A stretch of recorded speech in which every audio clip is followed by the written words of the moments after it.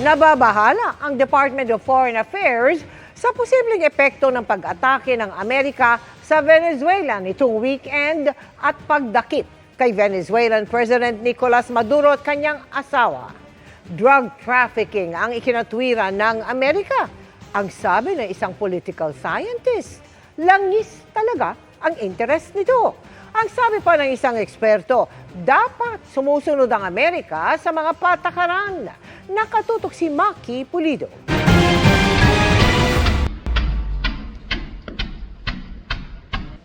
Madugo ang naging pagsalakay ng Amerika sa bansang Venezuela.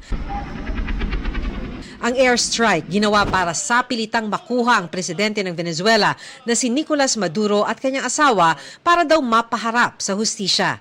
Nailipad na si Maduro sa New York City kung saan siya idedetine at lilitisin para sa kasong narco-terrorism. Inakusahan siya ng paggamit sa kanyang pwesto para sa drug trafficking at makapagpasok ng droga sa Amerika.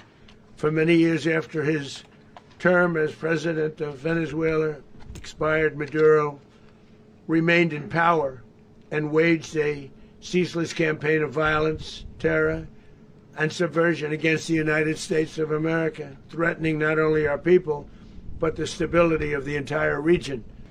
Dati nang nanindigan si Maduro na wala siyang kaugnayan sa anumang krimen. Sa pagkakadakip kay Maduro, sinabi ni US President Donald Trump na ang Amerika na ang mamamahala sa Venezuela, isa sa bansang may pinakamalaking oil reserve sa mundo. We're going to be rebuilding, and we're not spending money. The oil companies are going to go in. They're going to spend money. We're going to take back the oil that, frankly, we should have taken back a long time ago.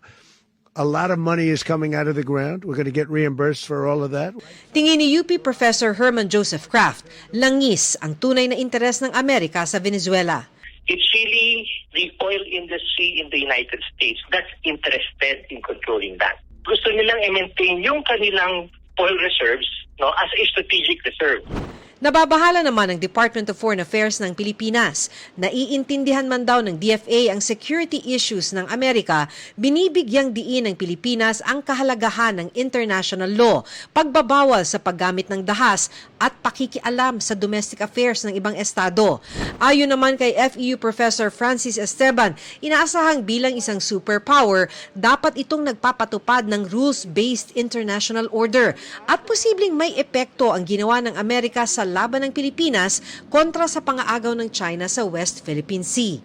We've been using international law as a weapon and as our leverage in our claims in the South China Sea against our territorial dispute. Disruption in the rules-based international order, this kind of violation of international law, somehow also diminishes the legitimacy of it.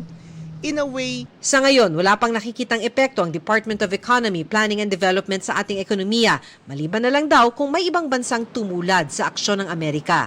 There is hardly nothing. I don't think that that there's any going to be perceptible effects on us. Unless that will have some duplications elsewhere, embolden some other governments to do similar things. Pinayuhan na ng Philippine Embassy ang mga Pilipino sa Venezuela na mag-ingat at iwasang lumabas ng bahay. Para sa GMA Integrated News, Maki Pulido, nakatutok 24 oras.